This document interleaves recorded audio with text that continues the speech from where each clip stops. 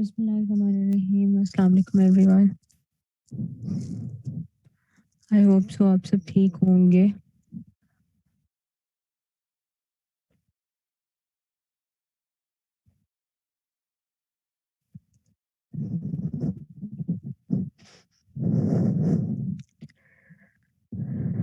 तो कल हम फ्लूइड थेरेपी चैप्टर पढ़ रहे थे और हमने काफ़ी कुछ डिस्कस कर लिया था। हमने प्रिंसिपल्स भी देख लिए, उसकी रिक्वायरमेंट्स भी देख ली, ये भी देख लिया कि रिससिटेशन क्या होती है, मेंटेनेंस थेरेपी क्या होती है, रिप्लेसमेंट थेरेपी क्या होती है।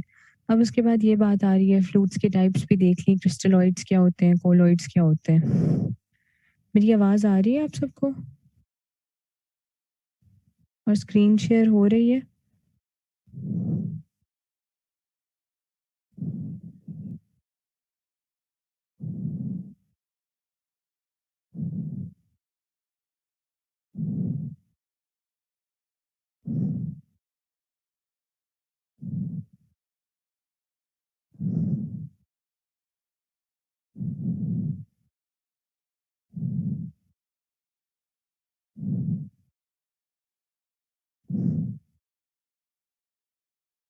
ठीक है।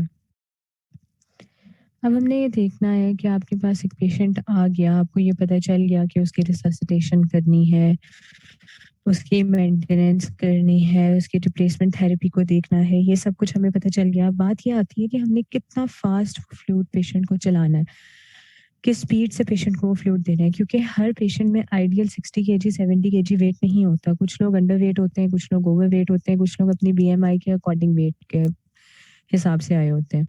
सबसे पहले तो ये बात है कि रिससिटेशन में जब सिवियर वॉल्यूम डिप्लेशन हो रही होती है, जब पेशेंट किसी भी ट्रॉमा के साथ आ रहा है, उसका ब्लड लॉस हो रहा है, हाइपोवोलेमिक शॉक में जा रहा है, उस टाइम पे आप क्या करते हैं, आप 1 to 2 litre isotonic saline generally वैसे ही पेशेंट को रैपिडली लगा देते हैं, फुल स्पीड में लगा देते हैं। क्यों? क्योंकि वो जो एक ऑनगोइंग लॉस है, जितना लॉस हो चुका है, उस चीज़ को आप उस टाइम पे कवर कर लें।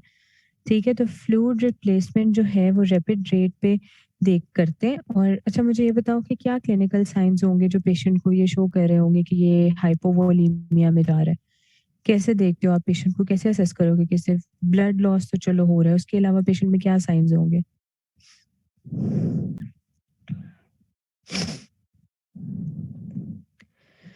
हमेशा वाइटल्स देखते हैं, हमेशा वाइटल्स देखते हैं। आपकी पल्स जो है वो लो होती है, ठीक है? आपको पल्स ज़्यादा होती है, सॉरी, टैकीकार्डिया हो रहा होता है।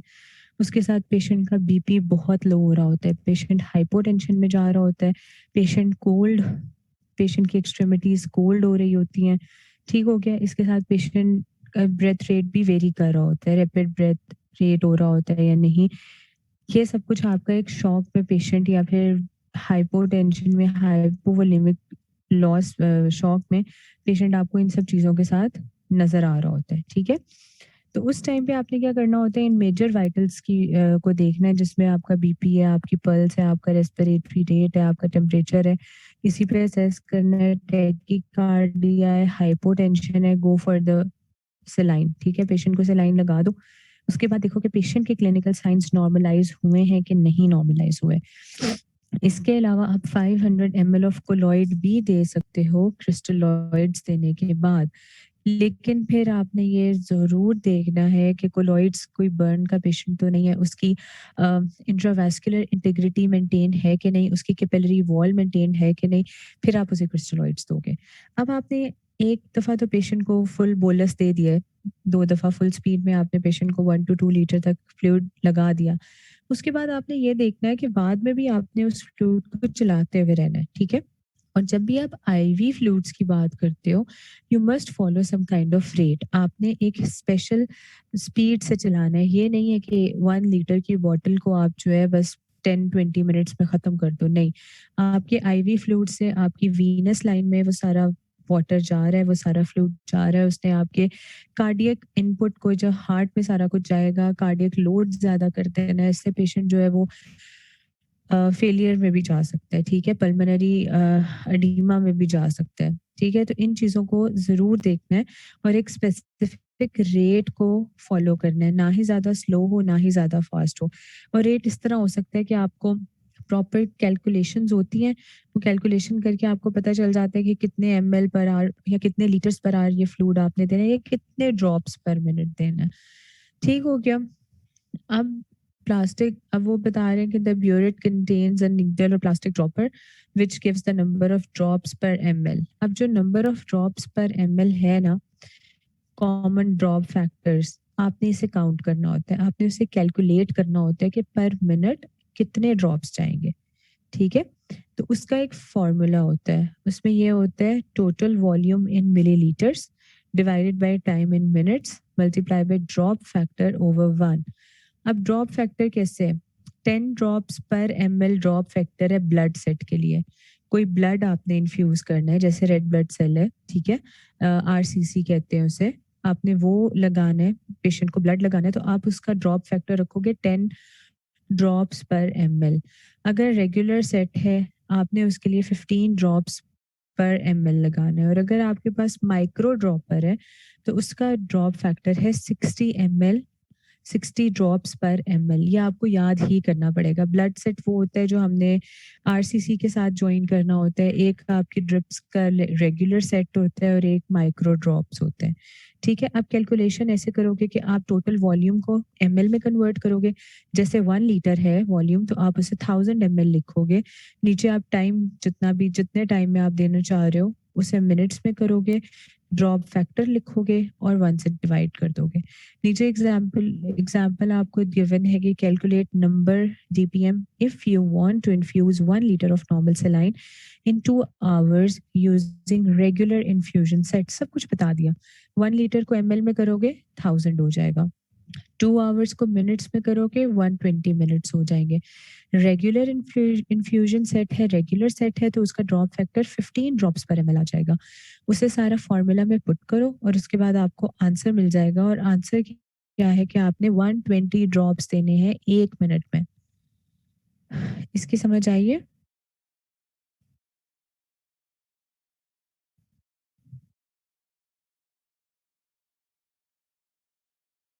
ठीक है, ये तो हो गया हमारा ड्रॉप पर मिनट वाली बात। ठीक है, इसके अलावा क्या करते हैं, इससे ज्यादा इजी एक और तरीका होता है।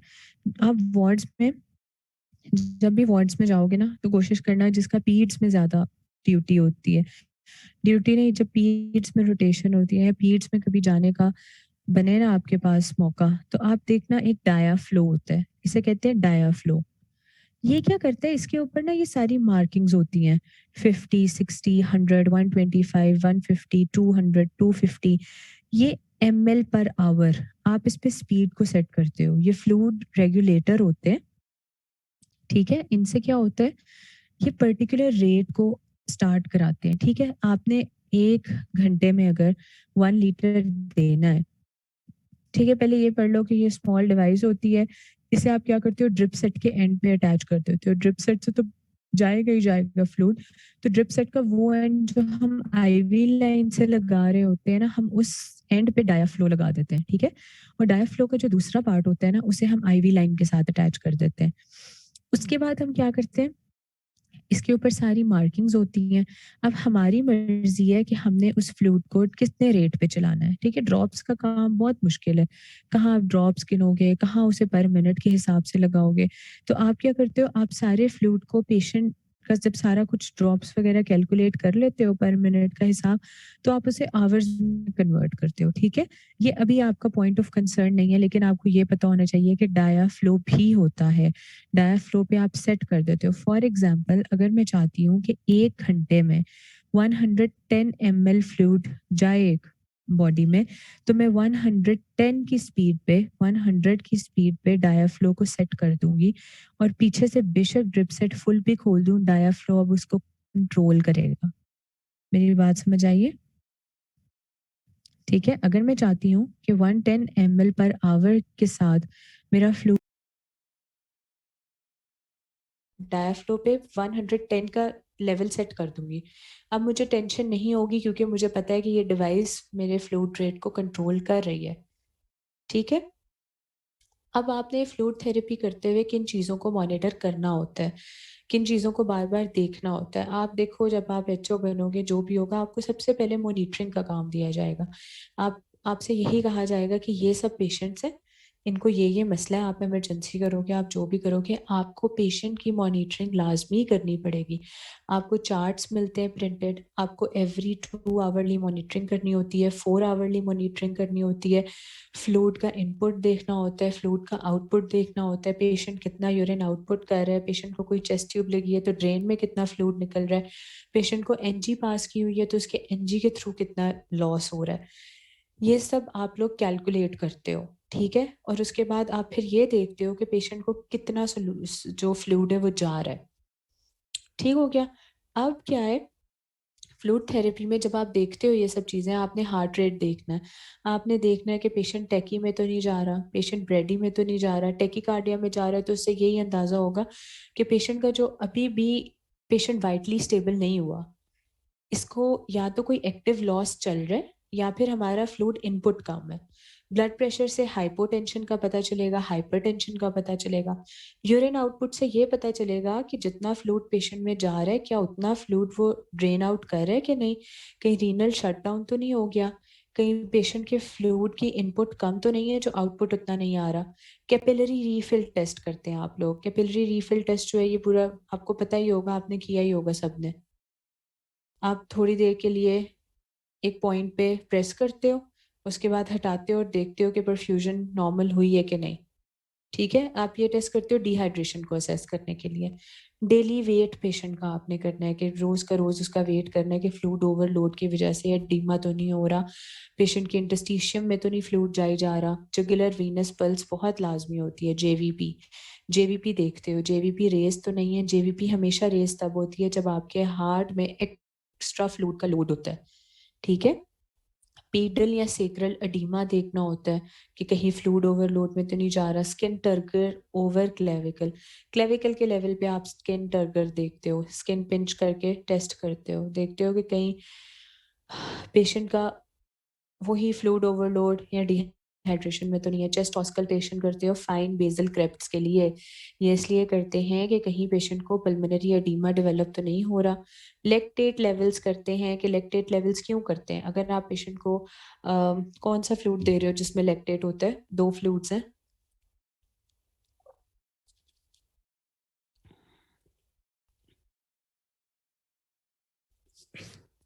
रिंगर्स लेक्टेट दे रहे हो पेशेंट को, उसके बाद उसके लेक्टेट लेवल्स चेक करते रहना है।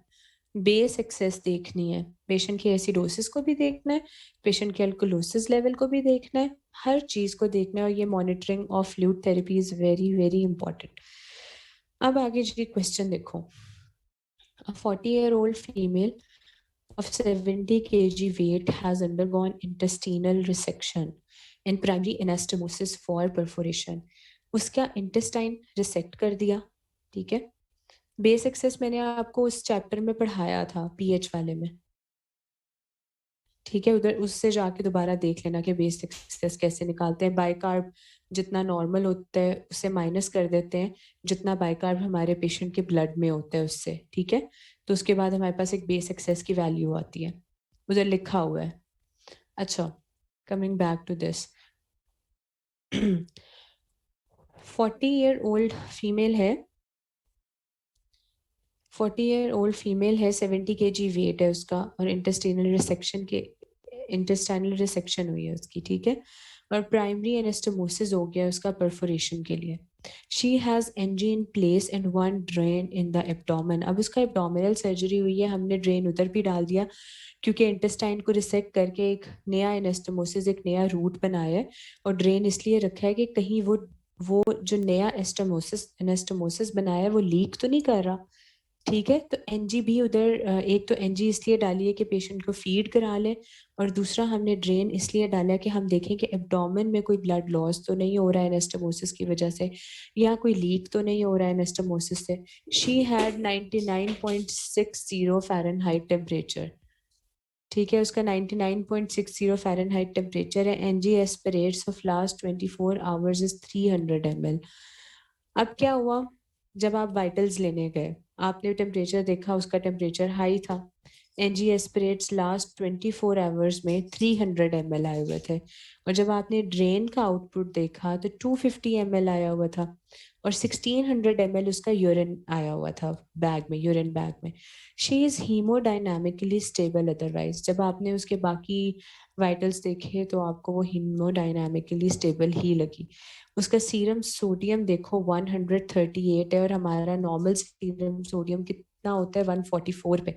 सीरम सोडियम उसका लो है. ठीक है. पोटेशियम उसका 3.7 है, जो 4 पे जाके नॉर्मल वैल्यू स्टार्ट होती है.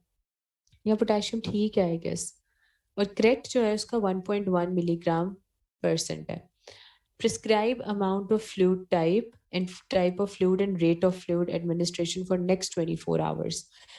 अच्छा, आप देखो सारा देखें, उसे टेम्परेचर है, उसका यूरिन, सारा मतलब आप आउटपुट को कैलकुलेट करो. अब देखो, अब उन्होंने पूछा आपने कौन सा फ्लूइड लगाना है, ठीक है, कितना फ्लूइड लगाना है, और नेक्स्ट 20 आवर्स के लिए आपने कितने रेट पे फ्लूइड को लगाना है, ये सब कुछ आपने कैलकुलेट करना है. ठीक है. The total fluid requirement will be maintenance plus replacement. She has the fluid loss. उसका एनजी से भी फ्लूइड लॉस हो रहा है, उसका ड्रेन से भी फ्लूइड लॉस हो रहा है, वो यूरिन के थ्रू भी फ्लूइड लॉस कर रही है. उसकी वजह से क्या होता है, आपने उसका फ्लूइड लॉस के लिए रिप्लेसमेंट देनी है, और मेंटेनेंस उसके फ्लूइड को मेंटेन करने के लिए देना है. There is no deficit as she has normal hemodynamic status. Status उसका हेमोडायनामिकली वो स्टेबल है. अब मेंटेनेंस कैसे देनी है? मेंटेनेंस में आपने 35 इंटू 70 kg की वो फीमेल है. ठीक है. उसे 35 से मल्टीप्लाई करोगे तो यू हैव 2450 ml. आपके पास इतना बन रहा है. ठीक है. मेंटेनेंस फ्लूइड आपका 2450 ml बन रहा है. रिप्लेसमेंट कैसे करनी है? आपने एनजी लॉस को, ड्रेन को, टेम्परेचर राइज को, और इन सब को काउंट करना है. ठीक है. इन सबको प्लस करना है. इन सबको जब आप प्लस करोगे तो आपके पास 750 ml आएगा जो आपका लॉस हो रहा है. ठीक हो गया. उसके बाद आपने टोटल फ्लूइड फॉर 24 आवर्स में आपने मेंटेनेंस और रिप्लेसमेंट को काउंट कर लेना है. ठीक है.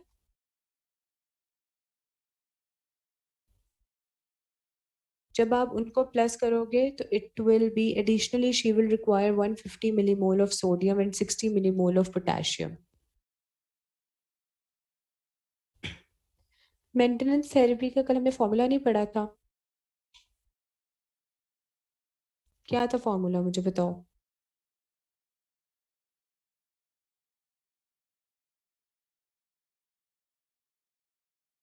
मेंटेनेंस फ्लूइड का फॉर्मूला बताओ.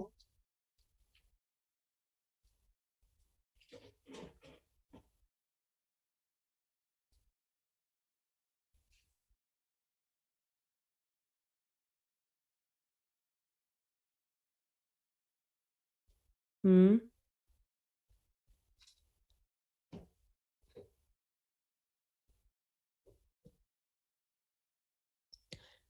हमने वो पढ़ा था ना, इतने ml पर केजी आपने फर्स्ट 10 kgs के लिए देना होता है. रुको जरा.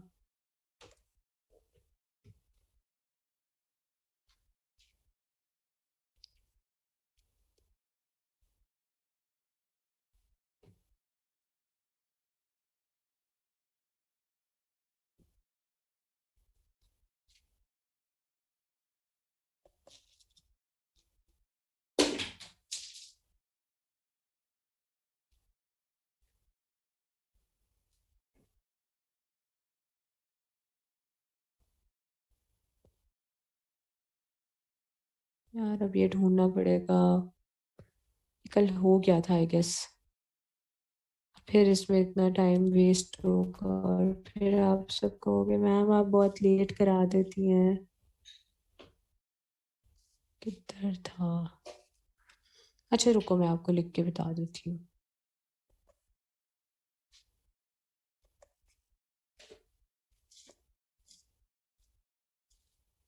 अच्छा, बुक्स अभी सबके पास है?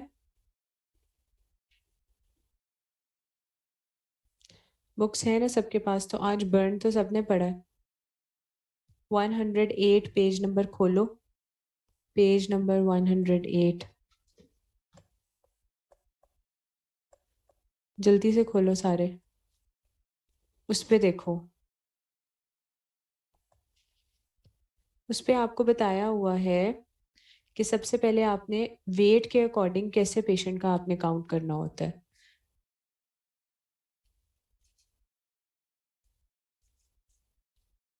मिला?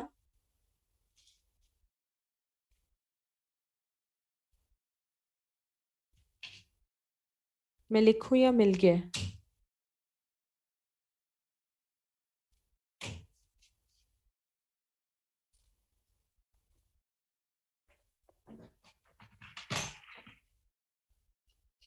मिल गया है ना सबको? मिल गया है ना?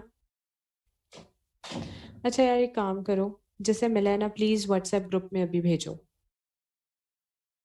ये 35 पे सब रुक गए, और अब 35 से इन्हें कोई हिला नहीं सकता।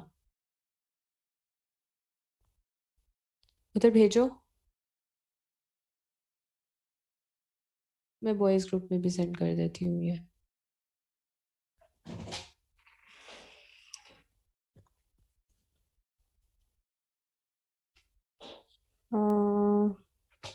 बच्चों खोलो व्हाट्सएप और देखो।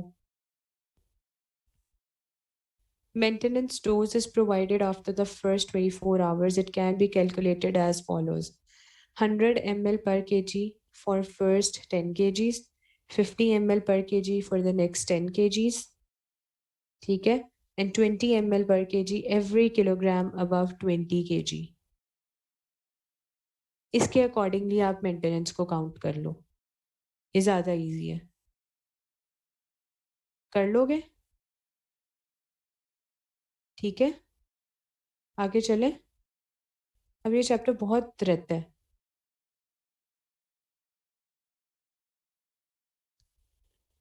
ओके, ये सब लॉसेस वगैरह को काउंट किया, इन सबको ऐड किया। अब ये एडिशनली शी रिक्वायर 150 मिलीमोल, इसलिए हम कह रहे हैं कि इसका सोडियम लेवल बहुत कम है। सोडियम लेवल कम है तो हमने इसे 150 मिलीमोल जो है सोडियम का देना है, और 60 मिलीमोल्स ऑफ पोटेशियम देना है, क्योंकि पोटेशियम भी बॉर्डर लाइन पे वो भी कम हो रहा है। 50 daily requirement plus 10 millimole loss from NG aspirate. और आपको पता है कि एनजी एस्पिरेट और ड्रेन से जो लॉस हो रहा है उसमें भी आपका पोटेशियम लॉस हो रहा है। ठीक है, तो आपने अब क्या करना है, अब इन सबको काउंट करो।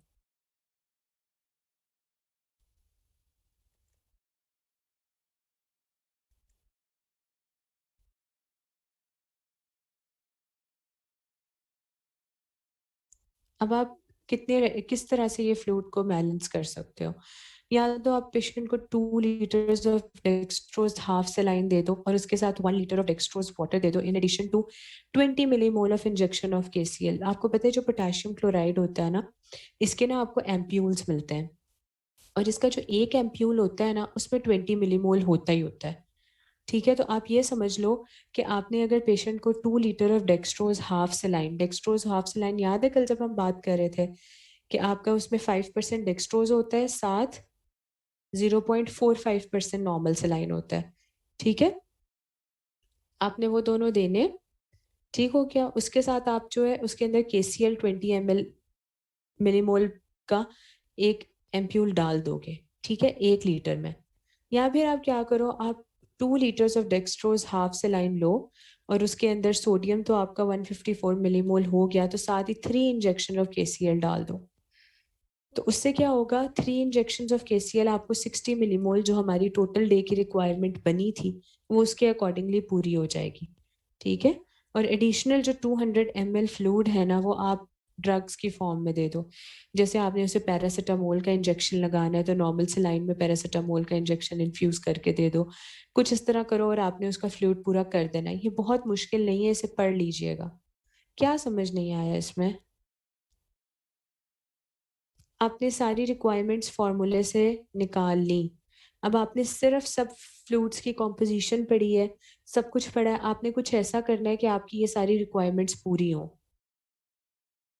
या फिर वो कह रहे हैं कि रेजिमेंट 2 ये होती है कि आपने 1 लीटर ऑफ नॉर्मल सेलाइन लिया जिसमें 0.9% सोडियम था और क्लोराइड था, उसमें आपने 2 litres of dextrose water add किया। ठीक है, टोटल 3 लीटर आपकी रिक्वायरमेंट यहाँ पे हो गई। साथ आपने 20 millimole KCl in each litre, अगर 20 मिलीमोल KCl ईच लीटर में है तो 60 मिलीमोल 3 एम्प्यूल्स के साथ आ जाएगा, तो आप इस तरह भी दे सकते हो।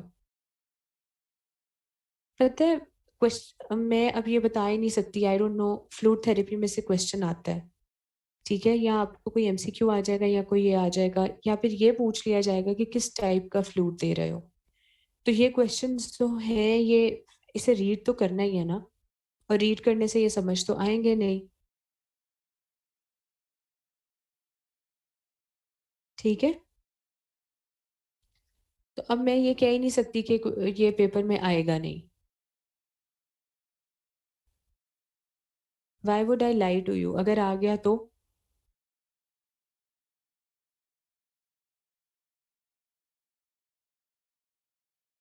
ठीक हो गया। या ये आपको रेजिमेंट्स ये समझाने के लिए बताया है कि अगर उसको 3 लीटर फ्लूइड रिक्वायरमेंट है ना, तो आप किस किस तरह कॉम्बिनेशन में पेशेंट को वो दे सकते हो।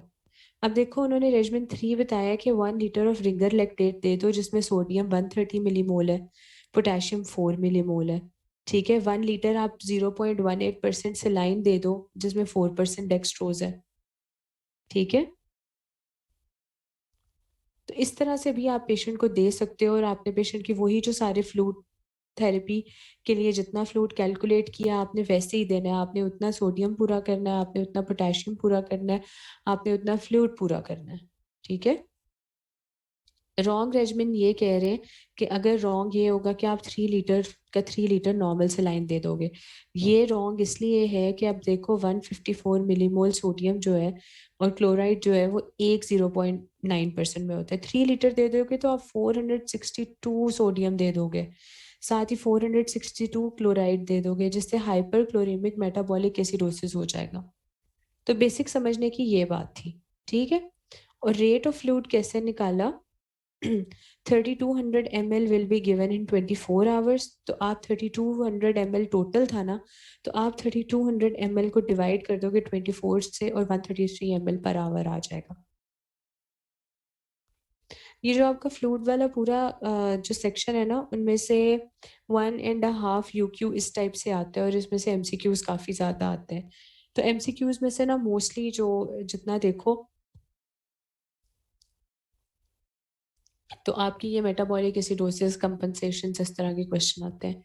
और ये जो आपका फ्लूइड थेरेपी वाला है ना, इसमें से आपको कोई भी सिंपल क्वेश्चन दे दिया जाएगा, इसमें से तो क्वेश्चंस आते हैं। तो उसमें रेजिमेंट्स नहीं पूछेंगे, उसमें ये पूछ सकते हैं कि रेट ऑफ फ्लूइड बता दो कितना होगा, उसमें ये पूछ सकते हैं कौन सा फ्लूइड लगाओगे, उसमें ये पूछ सकते हैं कि कितना फ्लूइड थेरेपी में आपने फ्लूइड कैलकुलेट किया है, कितनी मेंटेनेंस और रिप्लेसमेंट थेरेपी के थ्रू आपको निकालना पड़ेगा। ये तो आपने खुद करना ही करना है। ये अब रेजिमेंट्स उन्होंने बताई हैं हॉस्पिटल सेटिंग में जो हम करते हैं, इसका आपको पता होना चाहिए कि इकट्ठा 3 लीटर सोडियम क्लोराइड नहीं लगा देना, उससे हाइपरक्लोरीमिक मेटाबॉलिक एसिडोसिस हो जाएगी। कॉम्बिनेशन में लगाना है, रिंगर्स लैक्टेट या फिर डेक्सट्रोज या फिर जो भी है, 3 लीटर्स के कॉम्बिनेशन में लगाना है, और साथ में KCl भी देना है ताकि पोटेशियम की रिक्वायरमेंट पूरी हो। बात समझ आ रही है? आगे चलूं?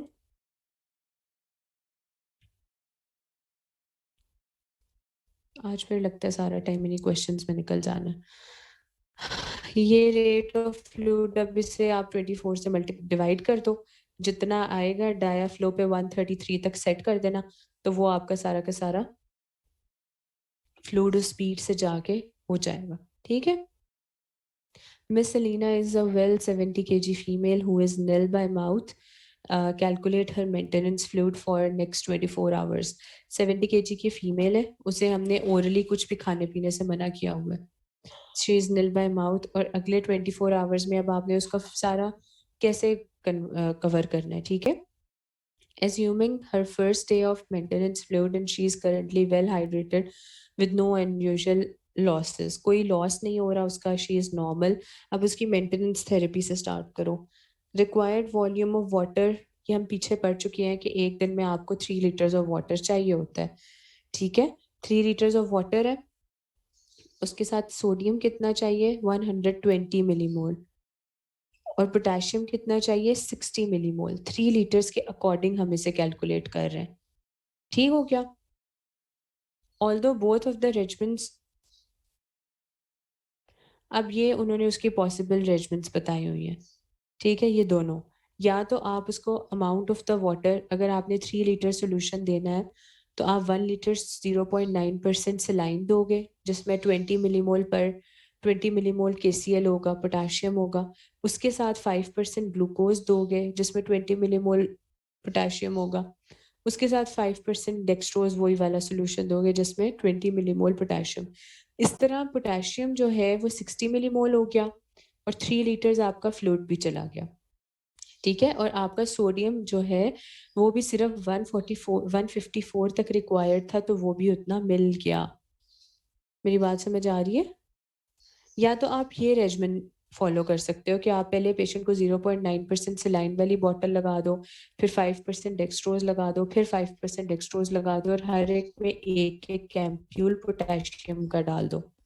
या आप क्या कर सकते हो, आप पेशेंट को एक दफ़ा हार्टमैन सोल्यूशन दे दोगे 1 लीटर, जिसके अंदर आपके पास 131 मिलीमोल्स तक आपके सोडियम होगा और उसमें 5 मिलीमोल पोटेशियम होगा। हार्टमैन का एक लगा दिया, उसके बाद फिर 5% डेक्सट्रोज और फिर 5% डेक्सट्रोज, एंड अगेन आपने रिक्वायरमेंट को पूरा कर दिया। इस बात की समझ आई है?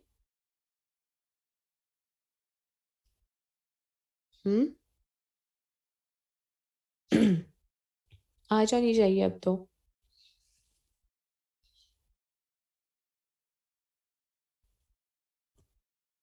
0.9% क्यों नहीं हमने लगा दिया तीनों दफ़ा? चाहिए तो 3 लीटर था ना? आराम से 0.9% नॉर्मल सलाइन की तीनों बॉटल्स लगा देते। क्यों नहीं लगाया?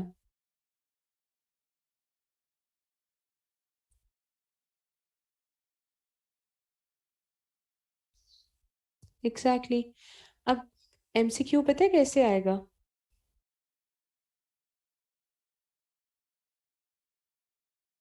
MCQ आएगा, आपके पास एक फीमेल थी 70 kg, उसकी कोलिसिस्टेक्टमी होनी है। हमने उसकी कोलिसिस्टेक्टमी परफॉर्म करनी है, उसे निल पर ओरल कर दिया एक दिन पहले। 24 आवर्स में अब वो आपके पास हॉस्पिटल में एडमिट है। आपने उसे खुद ही बता देंगे कि 3 लीटर्स तक फ्लूइड इन्फ्यूज़ करना है, और उसके साथ आपने उसे 60 मिलीमोल तक पोटेशियम और 130 मिलीमोल तक वो देना है, सोडियम देना है, या 150 मिलीमोल तक। अब आप ये बताएं कि कौन से फ्लूइड का कॉम्बिनेशन हम उस पेशेंट को देंगे। ऑप्शन ए में आ जाएगा कि थ्री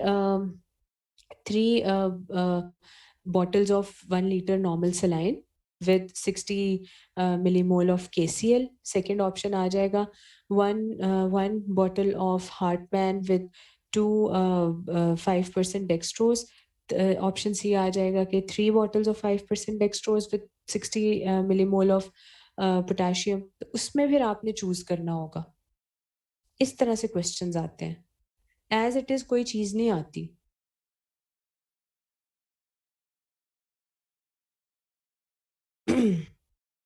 55-year-old मेल है, उसका 63 kg वेट है, और वो अब इमरजेंसी में आया कंफ्यूज स्टेट के साथ, और 3 डे हिस्ट्री है सिवियर एब्डोमिनल पेन की, और साथ ही साथ डिस्टेंशन की। हिज हार्ट रेट वाज 110 पर मिनट, और उसका बीपी है 90/60, टेकिकार्डिया में है, बीपी उसका हाइपोटेंशन की तरफ जा रहा है, 100 डिग्री फ़ारेनहाइट उसका टेम्परेचर राइज हो रहा है। अब उसको IV फ्लूइड्स आप बताओ कि कौन से लगाने हैं। पेशेंट की सिवियरली वॉल्यूम डिप्लीशन वाली स्टेट है और शॉक में जा रहा है। सबसे पहले तो उसे 2 वाइड बोर IV कैनुलाज आप लगाओगे, ताकि जल्दी जल्दी उसे फ्लूइड एडमिनिस्टर कर सको। ठीक है, और उसके बाद क्या करोगे, क्रिस्टलॉइड्स या फिर कॉम्बिनेशन ऑफ कोलॉइड्स और क्रिस्टलॉइड्स दोनों लगा दोगे। या तो आप सिर्फ क्रिस्टलॉइड्स दो, या फिर क्रिस्टलॉइड्स के साथ साथ कोलॉइड्स भी दे दो। ठीक है, उसकी ABGs चेक करनी है, और electrolytes in between continue resuscitation. ABGs इसलिए करनी है कि कहीं पेशेंट एसिडोसिस में तो नहीं जा रहा। ठीक हो गया, उसके लैक्टेट लेवल्स का पता चल जाएगा, उसका BP, urine output, pulse rate को साथ साथ देखते रहना है, और उसकी मेंटेनेंस फ्लूइड को कंटिन्यू रखना है। इसमें उन्होंने यही असेस करना था कि आपको ये पता चल जाता है कि आपने इमरजेंसी सिचुएशन में किस तरह से फ्लूइड थेरेपी देनी है। ठीक है, क्वेश्चन नंबर 4 बहुत दफ़ा रिपीटेड आपका SCQ है, बहुत ज़्यादा SCQ ये आता है आपका। 63-year-old male had persistent vomiting from 1 week due to gastric outlet obstruction. He is severely dehydrated. Gastric outlet obstruction के बहुत क्वेश्चन आते हैं और ये मेडिसिन में भी आते हैं। मेडिसिन में भी ये वाला क्वेश्चन एसिड बेस्ड बैलेंस में आता है। आप अगर यूक्यू देखोगे ना तो आपको गैस्ट्रिक आउटलेट ऑब्स्ट्रक्शन वाले सारे फीचर्स दिए होते हैं, पर उसमें ये होता है कि आपको बताते हैं पेशेंट को परसिस्टेंट वॉमिटिंग हुई, पेशेंट की वॉमिटिंग में उसके फूड पार्टिकल्स जो थे फूड पार्टिकल्स नहीं, लेकिन उसने जो रात को खाना खाया था वो पार्शली डाइजेस्टेड आपको वही खाना मिला, ठीक है, और वॉमिटिंग प्रोजेक्टाइल थी। फिर वो आपसे पूछते हैं कि अब आप ये बताएं कि ये इसकी अगर मेडिसिन का क्वेश्चन होगा तो वो पहले डायग्नोसिस पूछ लेंगे जिसमें आप गैस्ट्रिक आउटलेट ऑब्स्ट्रक्शन लिख लोगे। सेकंड क्वेश्चन ये होगा कि मेटाबॉलिक एबनॉर्मेलिटी बताएं। यहाँ पे आपको बता दिया है कि गैस्ट्रिक आउटलेट ऑब्स्ट्रक्शन हो रही है, यहाँ पे मेटाबॉलिक एबनॉर्मेलिटी पूछी गई है। उसके बाद कहा है कि आपका फ्लूइड ऑफ चॉइस क्या होगा। तो इस पेशेंट को सबसे पहले तो हाइपोक्लोरेमिक हाइपोकेलेमिक मेटाबॉलिक अल्कलोसिस हुई। अब हाइपोक्लोरेमिक कैसे और हाइपोकेलेमिक कैसे, सिर्फ metabolic alkalosis is not the answer, hypochloraemic भी और हाइपोकेलेमिक भी with paradoxical acidification of urine, और आपकी यूरिन की पैराडॉक्सिकल एसिडिफिकेशन हो रही है। अब ये सारा एक्सप्लेन किया हुआ है कि ये क्या हो रहा है। जब आपको परसिस्टेंट वॉमिटिंग होती है तो आपके स्टमक में से HCl का लॉस हो रहा होता है, जो सबसे ज़्यादा एसिडिक मीडियम होता है, हाइड्रोक्लोरिक एसिड, और साथ ही साथ पोटेशियम आइंस भी लॉस हो रहे होते हैं। और वो क्या करते हैं, वो हाइपोक्लोरेमिक, HCl में क्लोराइड भी लॉस हो रहा है तो हाइपोक्लोरीमिया हो गया, पोटेशियम भी साथ ही लॉस हो रहा है तो हाइपोकेलीमिया हो गया, और साथ ही साथ मेटाबॉलिक अल्कलोसिस हो रही है। समझ आई। रीनल कंपनसेटरी मैकेनिज्म जो है ना उसी टाइम क्या करता है, वो कहता है कि मैं ना बाइकार्बोनेट को ना जल्दी से बाहर निकालूं, अल्कलोसिस हो रही है, ताकि जरा बॉडी एसिडोसिस की साइड पे आए। अब लॉस ऑफ बाइकार्बोनेट जो है ना, अब उसमें क्या होता है कि को ट्रांसपोर्ट होता है, जितना बाइकार्बोनेट बाहर जा रहा है ना वो साथ ही सोडियम को भी लेके जा रहा है, ठीक है। उससे क्या हो जाता है, हाइपोनेट्रीमिया हो जाता है। अब जब किडनी को ये पता चला कि हाइपोनेट्रीमिया भी शुरू हो गया, अब उसने क्या करना है, उसने रीएब्जॉर्प्शन ऑफ सोडियम स्टार्ट कर देनी है रीनल ट्यूब्यूल से। अब इस रीएब्जॉर्प्शन का क्या मसला होगा कि रीएब्जॉर्प्शन में सोडियम तो वापस आ रहा है पर काउंटर ट्रांसपोर्ट में हाइड्रोजन लॉस होता हुआ जा रहा है। तो आपके यूरिन के अंदर हाइड्रोजन आयन प्रेजेंट होगा तो एसिडिफिकेशन ऑफ यूरिन हो जाएगी, लेकिन बॉडी से तो हाइड्रोजन आयन लॉस हो रहा है तो बॉडी फिर अल्कलोसिस स्टेट में जाना शुरू हो जाएगी। तो the loss of hydrogen ions in the urine decrease the pH of urine, ठीक है, जिसे हम पैराडॉक्सिकल एसिडोसिस कहते हैं, एसिडिफिकेशन कहते हैं, विच वर्सन्स द अल्कलोसिस फर्दर, और बॉडी अगेन अल्कलोसिस स्टेट की तरफ ही जा रही होती है क्योंकि एसिड फिर से लॉस होना शुरू हो गया। मेरी बात समझ आई, इस पूरे पैराग्राफ की समझ आ गई। Hypochloremic hypokalemic metabolic alkalosis with paradoxical acidification of urine कैसे हुआ, ठीक है। अब आपका फ्लूइड ऑफ चॉइस क्या होना चाहिए। अब आपका फ्लूइड ऑफ चॉइस ये होगा कि आपने 0.9% सेलाइन लगाना है। 0.9% सेलाइन में एक तरह से सोडियम भी जा रहा है और साथ ही क्लोराइड भी जा रहा है, ठीक है। तो ये क्या करेगा, it will restore sodium and hydrogen ion will be preserve by the kidney at expense of sodium ions, ठीक है। सोडियम कम हो रहा था ना पहले, बाइकार्बोनेट बाहर निकल रहा था, सोडियम भी बाहर निकल रहा था, तो रीनल ट्यूब्यूल्स ने सोडियम को रिटेन करना चाहा तो साथ ही उसने हाइड्रोजन को भेजना शुरू कर दिया। तो जब आप सोडियम बाहर से दे रहे हो तो बॉडी में सोडियम मिल रहा है, तो अब सोडियम की रीएब्जॉर्प्शन बंद हो जाएगी, और सोडियम की रीएब्जॉर्प्शन बंद होने से ये फायदा होगा कि उसके काउंटर ट्रांसपोर्ट में हाइड्रोजन निकलना बंद हो जाएगा, ठीक है। तो हाइड्रोजन आयन प्रिजर्व हो जाएगा क्योंकि अब किडनीज को सोडियम आयंस नहीं चाहिए, अब सोडियम आयंस हम दे रहे हैं। पोटेशियम सप्लीमेंटेशन हम साथ में देंगे जितने भी डेफिसिट निकलेगा, ठीक है। और वो सारा हम पेशेंट को दे देंगे। ये क्वेश्चन समझ आ गया? फ्लूइड ऑफ चॉइस है आपका 0.9% saline, normal saline. Question number 35 again, ये भी UQ है.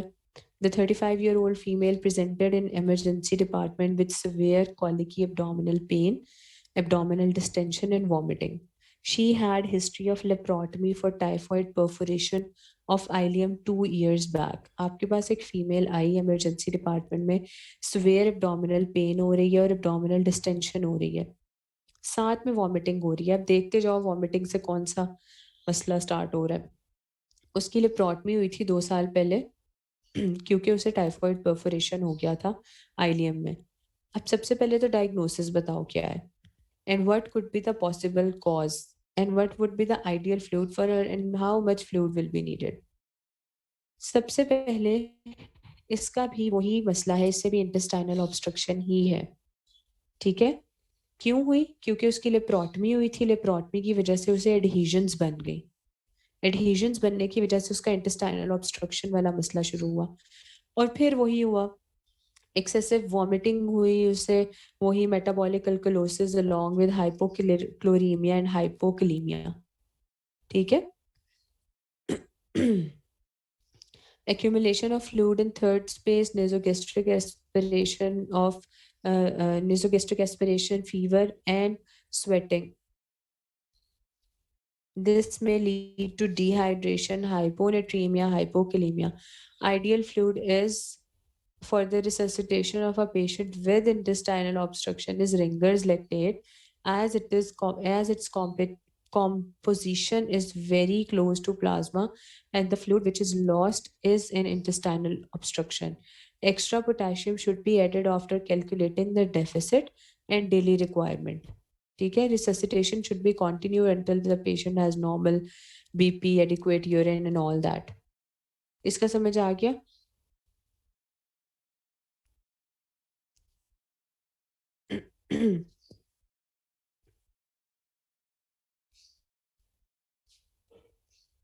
आया समझ?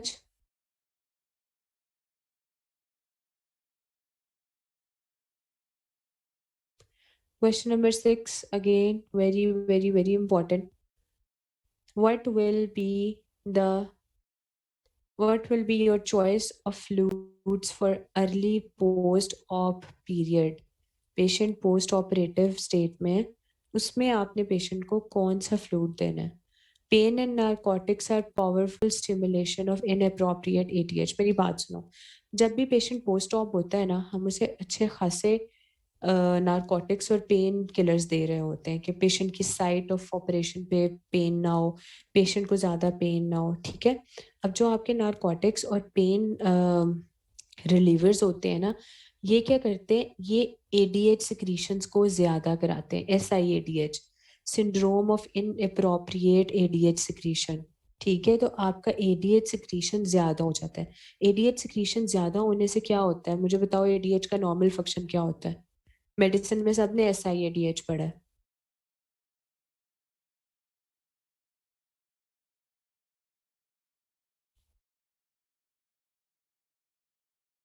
वाटर रिटेंशन होती है, बिल्कुल.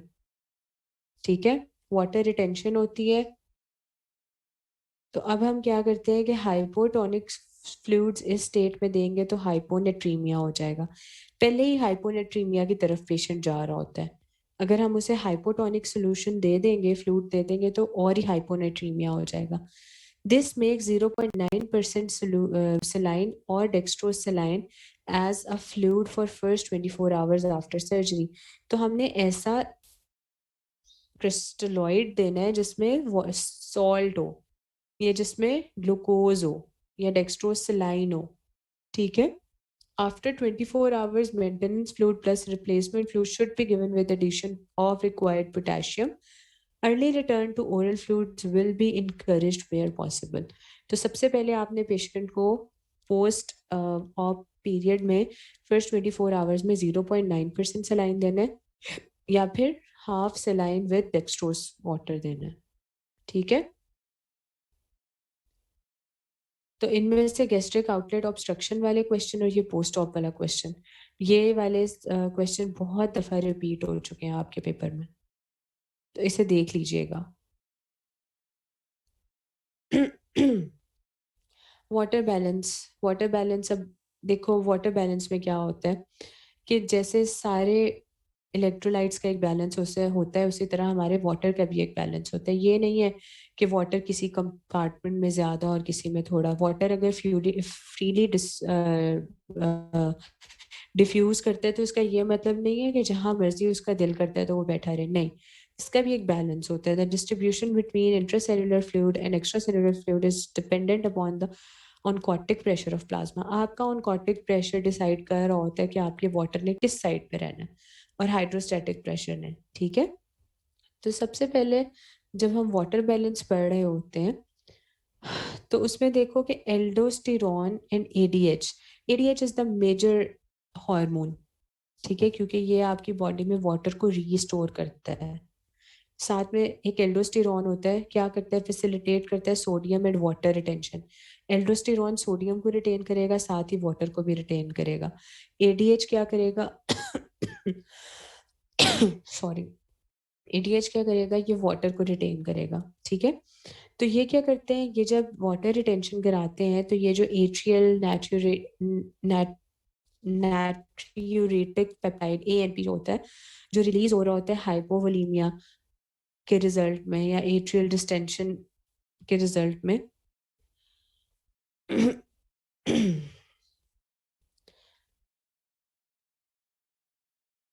एल्डोस्टेरॉन और एडीएच जो है, इसने सोडियम और वाटर रिटेंशन करानी है, और एएनपी ने क्या करना है, एएनपी ने हाइपोवोलीमिया में रिलीज करना है, खुद को रिलीज करना है, ठीक है। और एट्रियल डिस्टेंशन स्टिमुलेट करती है सोडियम एंड वाटर एक्सक्रीशन। अब क्या होता है, एडल्ट्स में डेली फ्लूइड रिक्वायरमेंट जो है वो 35 to 40 ml per kg per day होती है। 35 to 40 ml per kg per day. Kids में वो डिफरेंट होती है, ठीक है।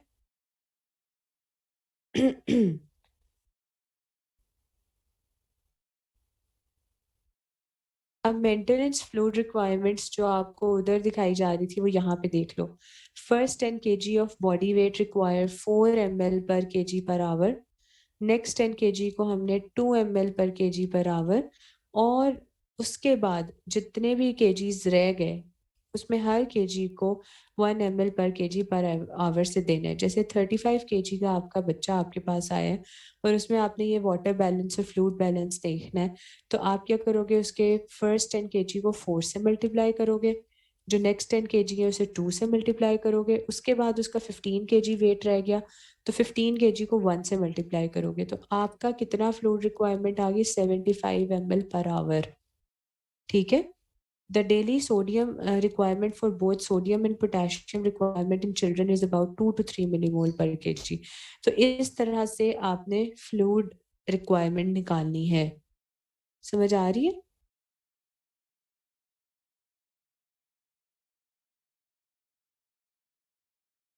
बताओ।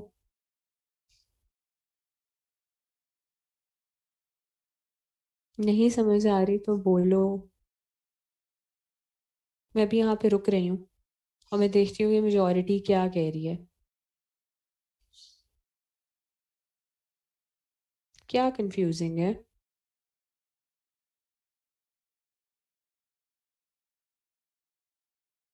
Exactly, this is for kids, you know, this is for kids. ये मेंटेनेंस फ्लूइड जो है ना, ये आपको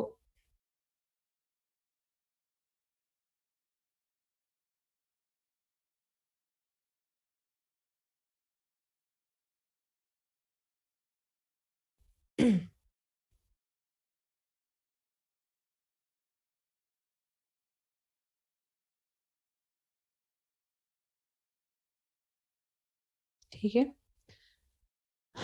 द डेली रिक्वायरमेंट्स ये आपने देख लिया।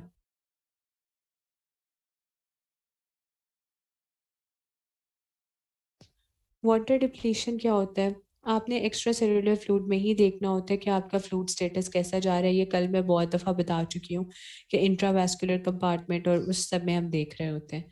डिप्लीशन ऑफ प्योर वाटर कैसे हो रहा है, serum sodium level and osmolarity are increase because of retention of solutes.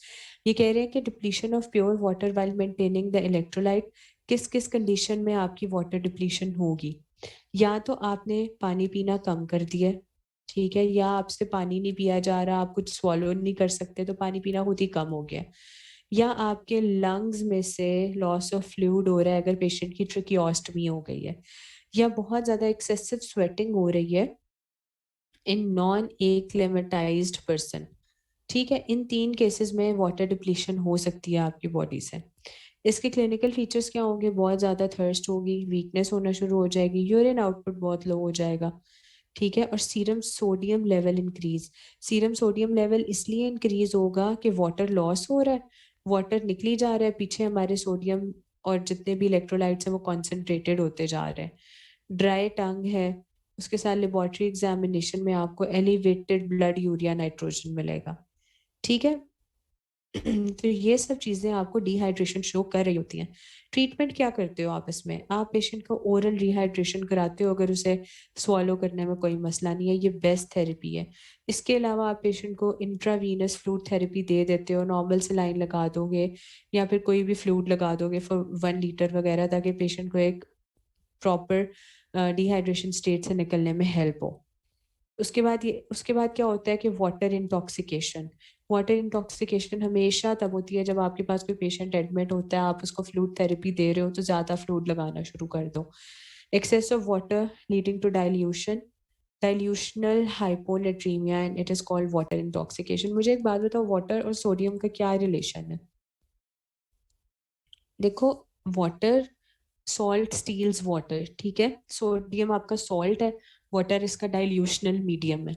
अगर आपको डिहाइड्रेशन होगी ना तो आपकी बॉडी हाइपरनेट्रीमिया के साथ प्रेजेंट करेगी। हाइपरनेट्रीमिया इसलिए हो जाएगा क्योंकि पेशेंट के बॉडी में पानी कम हो जाएगा, डाइल्यूशन ही नहीं हो सकेगी सॉल्ट की, तो सॉल्ट खुद को ज्यादा एक्सप्रेस करेगा।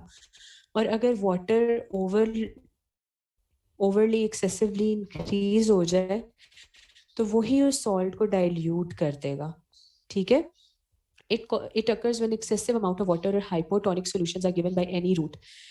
अगर आप पेशेंट को एक्सेसिव 5% डेक्सट्रोज एडमिनिस्ट्रेशन कर दो, अगर टर्ब सिंड्रोम हो जाए और या फिर SIADH हो जाए। टर्ब सिंड्रोम क्या होता है, जल्दी से बताओ मुझे।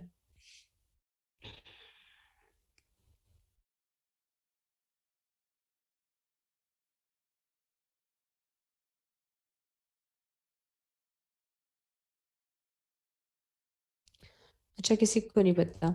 Transurethral resection of prostate syndrome.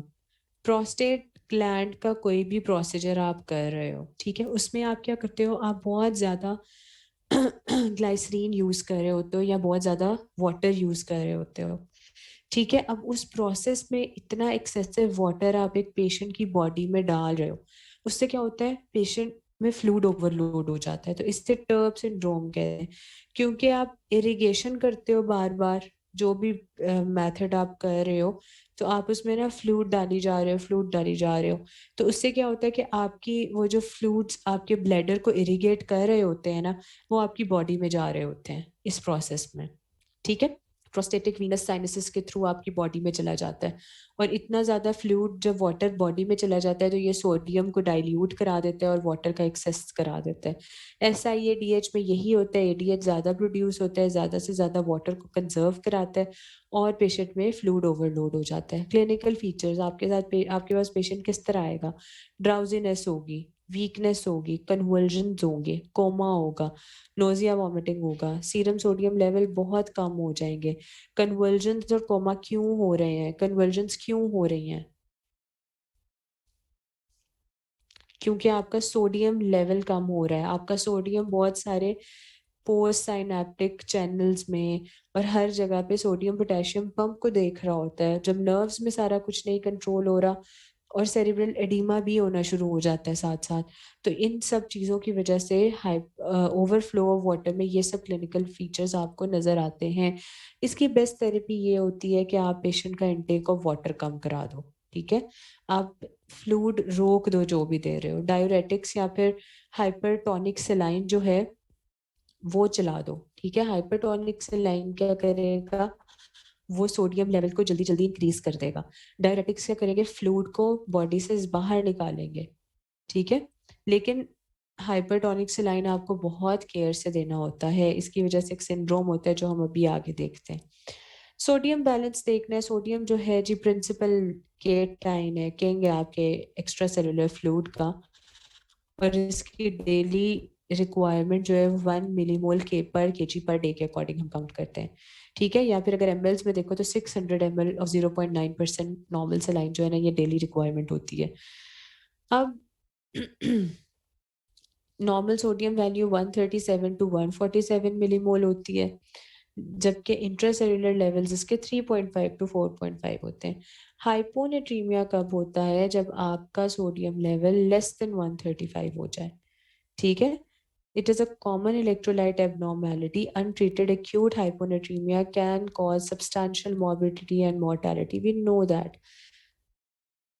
अब अच्छा मुझे ये बताओ कि हाइपोनेट्रीमिया की जब हम बात कर रहे हैं तो आपको पता है हाइपोवोलिमिक, यूवोलिमिक और हाइपरवोलिमिक हाइपोनेट्रीमिया क्या होता है?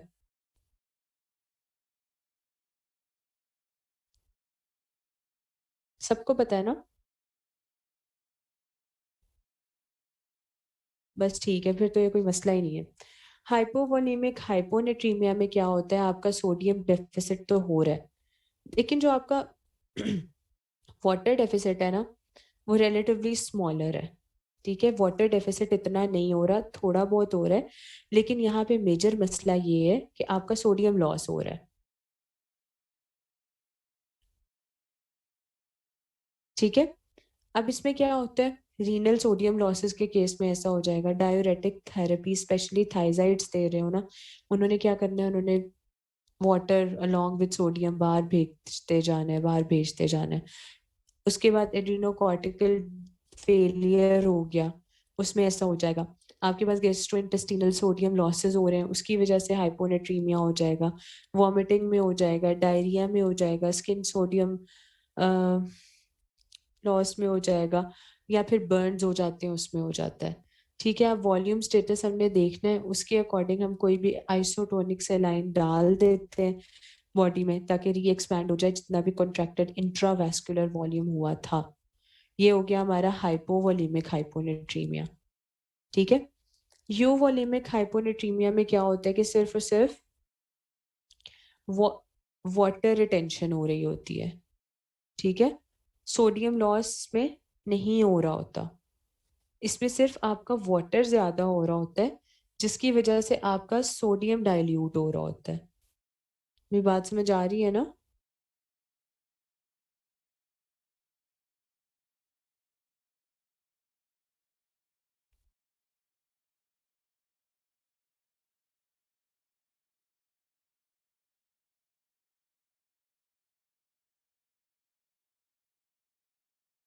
ठीक है।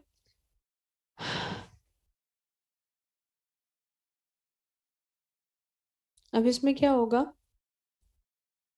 प्राइमरी पोलीडिप्सिया, बहुत ज्यादा पानी पिया जा रहा है, पानी पिया जा रहा है, उसकी वजह से ऐसा हो रहा है, ठीक है। Excessive electrolyte free water infusion, आप वाटर इन्फ्यूज करी जा रहे हो, वाटर इन्फ्यूज करी जा रहे हो, पर साथ कुछ इलेक्ट्रोलाइट नहीं दे रहे, ठीक है। सोडियम नहीं दे रहे, कुछ भी नहीं दे रहे, हाइपोनेट्रीमिया हो गया। SIADH हो गया भाई, SIADH syndrome of inappropriate ADH secretion, जब ADH ज्यादा आएगा वो ज्यादा से ज्यादा वाटर को बॉडी के अंदर रीएब्जॉर्ब कराएगा, वाटर को रीएब्जॉर्ब कराने से देखो SIADH promotes the renal tubular reabsorption of water independently of sodium concentration, result in inappropriately concentrated urine.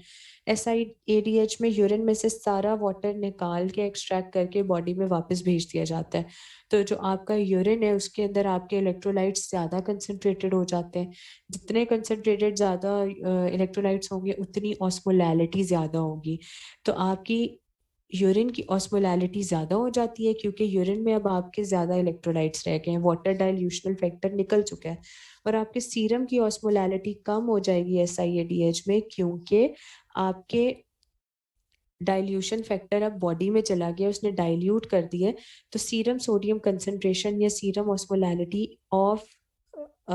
Osmolality कम हो गई, और यूरिन ऑस्मोलैलिटी ज़्यादा हो गई। ऑस्मोलैलिटी हमेशा हम इलेक्ट्रोलाइट्स की प्रेजेंस से देखते हैं, ठीक है। जहाँ पे कॉन्सेंट्रेशन ज़्यादा होती है इलेक्ट्रोलाइट्स की, वहाँ पे ऑस्मोलैलिटी ज़्यादा होती है। तो बेसिकली ये है तो मेडिसिन की बात, लेकिन यहाँ पे अगर लिखी हुई है तो हम इसे कवर कर लेते हैं कि SIADH को आप कैसे डायग्नोज करते हो। SIADH को डायग्नोज करने के लिए आपने सीरम सोडियम कंसंट्रेशन देखनी होती है, प्लाज्मा की टोनिसिटी देखनी होती है, यूरिन सोडियम कंसंट्रेशन देखनी होती है। तो आपको सबसे पहले हाइपोनेट्रीमिया मिलता है क्योंकि आपके सीरम में वाटर इतना ज़्यादा आ जाता है कि वो डाइल्यूट कर देते हैं आपके सोडियम को। तो सीरम सोडियम कंसंट्रेशन लेस मिलेगी, जिसका मतलब है हाइपोनेट्रीमिया। हाइपोटोनिसिटी मिलेगी क्योंकि प्लाज्मा ऑस्मोलैलिटी अब कम हो गई है। प्लाज्मा के अंदर जितने भी इलेक्ट्रोलाइट्स थे वो सब डाइल्यूट हो गए, ऑस्मोल्स अब कम हो गए हैं। इनअप्रोप्रिएटली कंसनट्रेटेड यूरिन, क्योंकि यूरिन की ऑस्मोलैलिटी ज़्यादा हो गई है, तो उसके अंदर ज़्यादा कंसनट्रेटेड यूरिन आपका बनेगा। इन एलिवेटेड यूरिन सोडियम कंसंट्रेशन, और सोडियम कंसंट्रेशन अब यूरिन के अंदर ज़्यादा हो गई है। ये सब आपकी लैब फाइंडिंग है SIADH की, ठीक है। और ये यूवोलेमिक हाइपोनेट्रीमिया का केस है। ठीक हो गया। एसिम्प्टोमेटिक SIADH की आप कैसे ट्रीटमेंट करते हो? हम वाटर रिस्ट्रिक्शन कराते हैं इसमें, क्योंकि ऑलरेडी ADH इतना ज़्यादा है कि वो बॉडी में वाटर कंजर्व करा रहा है, तो आपने पेशेंट को वाटर रिस्ट्रिक्शन करानी है, ठीक है। और कॉजेटिव फैक्टर को हम करेक्ट करते हैं कैसे? हम डिमेक्लोसाइक्लिन देते हैं जो ADH के फंक्शन को नलिफाई कर रहा होता है, ठीक है। डिमेक्लोसाइक्लिन जाके हमारे रीनल ट्यूब्यूल्स में ना ADH वाले रिसेप्टर्स में खुद को एडजस्ट कर लेता है। जितना मर्जी ADH ज्यादा और डिमेक्लोसाइक्लिन उधर पड़ा होता है तो ADH वहां जाके लगता नहीं है, और जब तक ADH वहां नहीं लगेगा वाटर रीअब्सॉर्ब नहीं होगा। तो ये रिफ्रैक्टरी SIADH में हम ऐसा करते हैं जो किसी चीज से ट्रीट नहीं हो रहा होता। आई समझ? Next is hypervolaemic hyponatraemia. Hypervolaemic hyponatraemia में क्या होगा?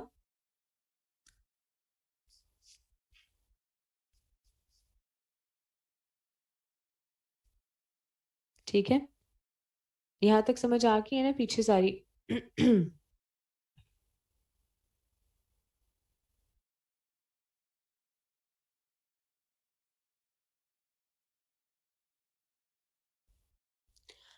हाइपरवोलेमिक हाइपोनेट्रीमिया में sodium retention with relatively greater water retention.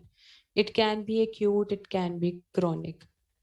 Hypervolaemic hyponatraemia में वाटर रिटेंशन के साथ साथ सोडियम रिटेंशन भी ज्यादा हो रही है, ठीक है। आपने टर्प सिंड्रोम पीछे देखा था? टर्प सिंड्रोम हम पहले पीछे देख के आए हैं ना, ट्रांस यूरिथ्रल सारा है। उसमें वो कह रहे हैं कि सेरिब्रल एडीमा या पल्मोनरी एडीमा हो सकता है क्योंकि बॉडी में हमने बहुत ज्यादा फ्लूइड एक तरह से भेज दिया है, ठीक है। इसमें वॉल्यूम तो बहुत ज्यादा हो रहा है, हाइपर वॉल्यूमिया हो रहा है। ज्यादा वाटर, ज्यादा वॉल्यूम की वजह से सोडियम डाइल्यूट हो रहा है, और वो सब डाइल्यूट होने की वजह से हाइपोनेट्रीमिया हो रहा है। वॉल्यूम राइज हो रहा है और उसकी वजह से हाइपोनेट्रीमिया हो रहा है, तो ये हाइपर वॉल्यूमिक हाइपोनेट्रीमिया होता है, ठीक है। सोडियम रिटेन होगा लेकिन वाटर बहुत ज्यादा रिटेन हो जाएगा इसमें, और बहुत ज्यादा वाटर रिटेन होने की वजह से अगेन वो डाइल्यूट होके हाइपोनेट्रीमिया में चला जाएगा, ठीक है। तो टर्ब सिंड्रोम जो एक्यूटली हो रहा होता है ये मेडिकल इमरजेंसी होती है, और इसे हम हाइपरटोनिक नॉर्मल सलाइन से रिप्लेस करते हैं जो 3% या 1.6% होता है। साथ ही साथ हम पेशेंट को डायूरेटिक्स भी देते हैं कि वाटर एक्स्ट्रा रिमूव हो जाए।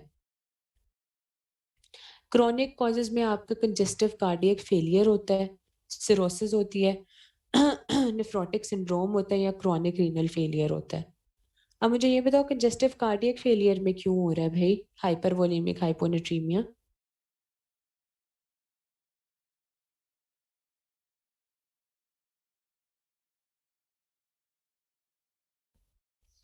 देखो कंजेस्टिव कार्डियक फेलियर में ना आपका हार्ट फेल हो गया, ठीक है। अब आपका हुआ कार्डियक आउटपुट कम, हार्ट तो फेल हो गया, पंप ने क्या करना है, पंप ने अब आगे फ्लूइड को भेजना ही नहीं है, ठीक है। कार्डियक आउटपुट जब आपका कम होगा ना, तो आपकी आर्टरीज का वॉल्यूम भी कम हो जाएगा। आर्टरीज का वॉल्यूम कम होने की वजह से क्या होगा कि हमारा ब्रेन सिग्नल भेजेगा हमारे थर्स्ट सेंटर को कि पानी ज्यादा पियो, और उसके साथ साथ एडीएच को मैसेज जाएगा कि एडीएच ज्यादा सिक्रीट हो, ताकि पानी ज्यादा से ज्यादा कंजर्व हो सके, ठीक है। देखो, कंजेस्टिव कार्डियक फेलियर की रीजन ये हो सकती है कि फ्लूइड ओवरलोड कार्डियक फेलियर करा दे, लेकिन कार्डियक फेलियर के बाद जो है ना, एक दफा कार्डियक आउटपुट कम हो जाती है। आप ये नहीं कहते कि कार्डियक फेलियर की वजह से फ्लूइड ओवरलोड हुआ।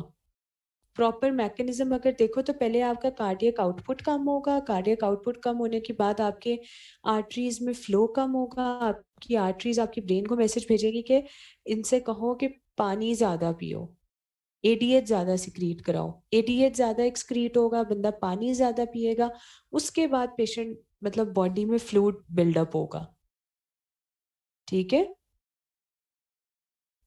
तो फ्लूइड ओवरलोड इस तरह हुआ, इस वजह से नहीं हुआ कि कंजेस्टिव कार्डियक फेलियर हो गया तो उसके रिजल्ट में फ्लूइड ओवरलोड हुआ। बेसिक मैकेनिज्म ये सारा चला। अब सिरोसिस वगैरह में क्या होगा?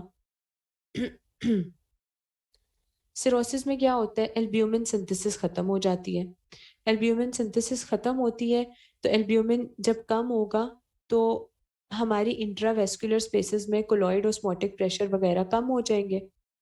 अब ये होगा कि एल्ब्यूमिन हमारे इंट्रावेस्कुलर स्पेस से निकल गई तो वाटर जो है सारा का सारा इंटरस्टिशियम में जाना शुरू हो जाएगा।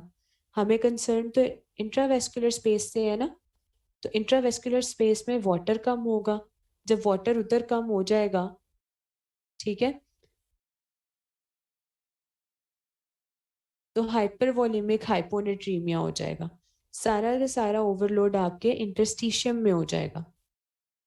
इसी तरह आपके पास नेफ्रोटिक सिंड्रोम होता है, एल्ब्यूमिन बॉडी से लॉस हो रहा होता है, सारा फ्लूइड जाके आपके इंटरस्टिशियम में जमा होना शुरू हो जाता है, और उसके रिजल्ट में हमारे पास फ्लूइड ओवरलोड होना शुरू हो जाता है।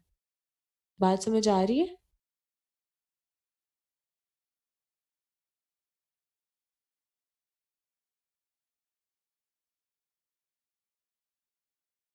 अब इसकी ट्रीटमेंट कैसे करनी है? अगर आप रैपिड करेक्शन करोगे ना हाइपोनेट्रीमिया की, ये बहुत इंपॉर्टेंट पॉइंट है। अगर आप रैपिड करेक्शन करोगे हाइपोनेट्रीमिया की तो ये बहुत हैजर्डस होता है, ठीक है। इसमें क्या होता है, ब्रेन सेल्स जो है ना वो अडेप्ट कर लेते हैं कि भाई हमारी बॉडी के पास तो सोडियम है ही नहीं, शायद हमें कभी सोडियम मिले ही ना, तो वो खुद को अडेप्ट कर लेते हैं कम सोडियम पे रहने के लिए। जब आप अचानक से सोडियम ज्यादा देते हो ना, तो क्या होता है, अब्रप्ट इंक्रीज होता है एक्स्ट्रा सेलुलर ऑस्मोलैलिटी में, और इसकी वजह से वाटर शिफ्ट होना शुरू हो जाता है न्यूरॉन से बाहर। अब क्या हुआ, सोडियम ज्यादा आ गया एक्स्ट्रा सेलुलर कंपार्टमेंट में, इंट्रावेस्कुलर कंपार्टमेंट में, तो बॉडी ने खुद को अडेप्ट किया हुआ था लो सोडियम पे, अब वो उस पॉइंट को कहेगी कि भाई ये तो ज्यादा सोडियम है, ठीक है। तो उसके बाद क्या होगा कि सारा का सारा फ्लूइड जो है वो निकल के न्यूरॉन्स में से निकल के एक्स्ट्रा वेस्कुलर स्पेस में आ जाएगा, ठीक है, इंट्रावेस्कुलर स्पेस में। इसके रिजल्ट में आपके पास एक कंडीशन होती है जिसे हम माइलिनोसिस कहते हैं, और ये परमानेंट स्ट्रक्चरल और फंक्शनल डैमेज कर देती है मिड ब्रेन के स्ट्रक्चर्स को, और ये बहुत फैटल कंडीशन है जिसमें आपके न्यूरॉन्स जो है वो माइलिनोसिस में चले जाते हैं और ये इरिवर्सिबल चेंज हो जाता है। तो rate of correction of plasma sodium concentration in chronic asymptomatic hyponatremia should not exceed 10 millimole per liter per day, and even slower rate is generally safer। तो आपने जो आहिस्ता आहिस्ता हाइपोनेट्रीमिया डेवलप हुआ होता है उसे भी आहिस्ता आहिस्ता ही ट्रीट करना है। अब सूडो हाइपोनेट्रीमिया क्या होता है?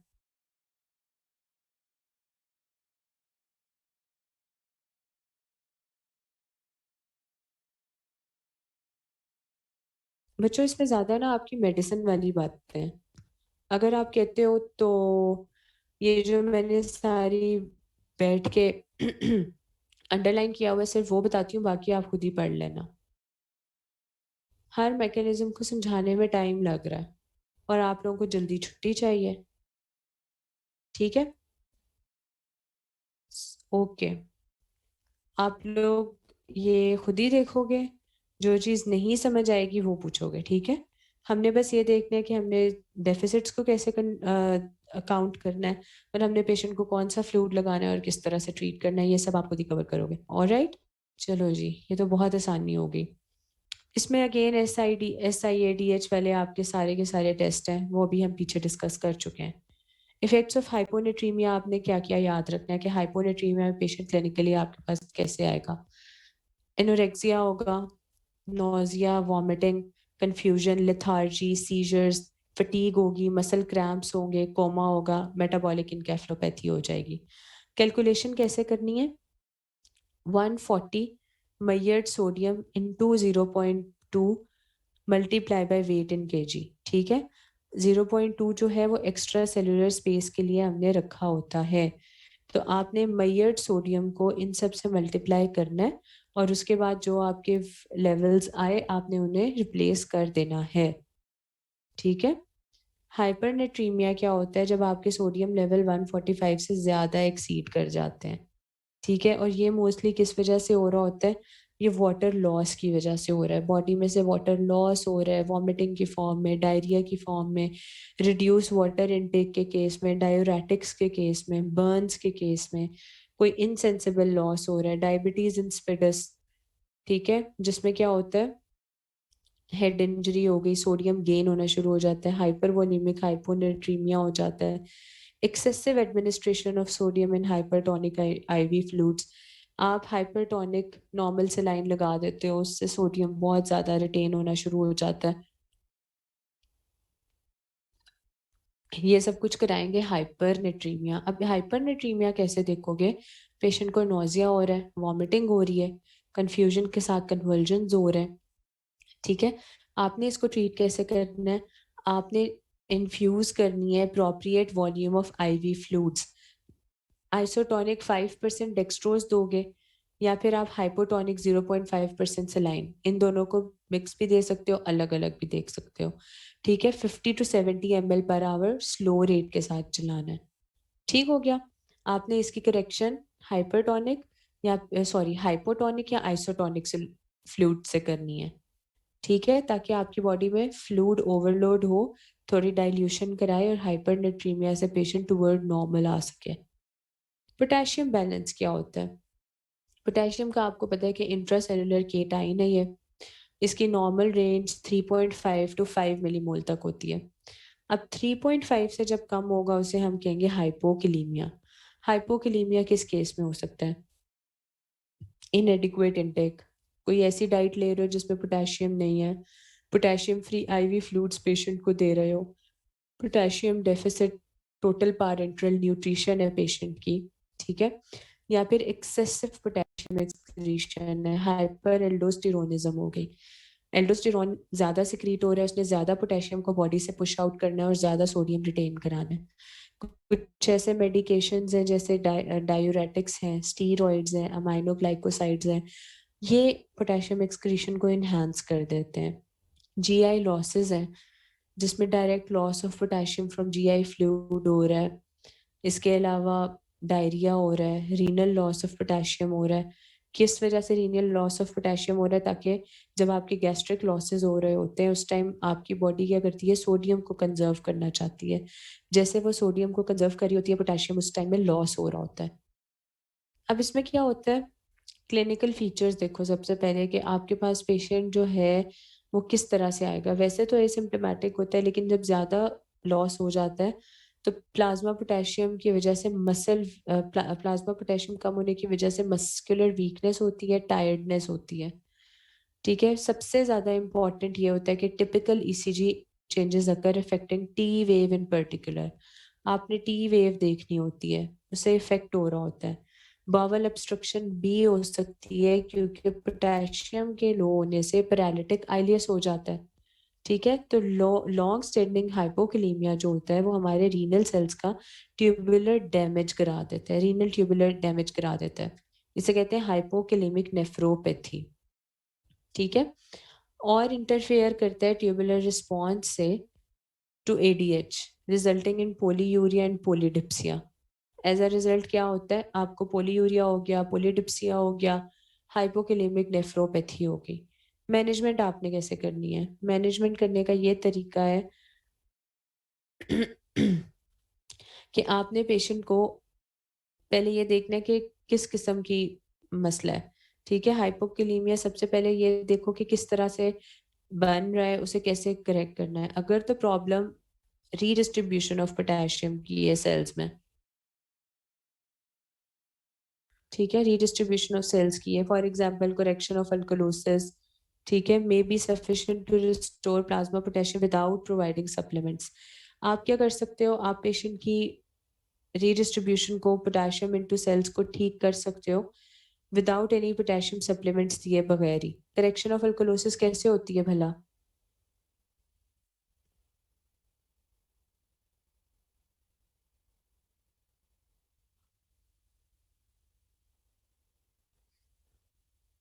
इसके अलावा पेशेंट्स को आप ओरल पोटेशियम भी दे सकते हो, मिल्क दे सकते हो, फ्रूट जूसेस दे सकते हो, बनाना दे सकते हो, कुछ एफेविसेंट टैबलेट्स मिलती हैं पोटेशियम क्लोराइड की, आप वो दे सकते हो, ठीक है?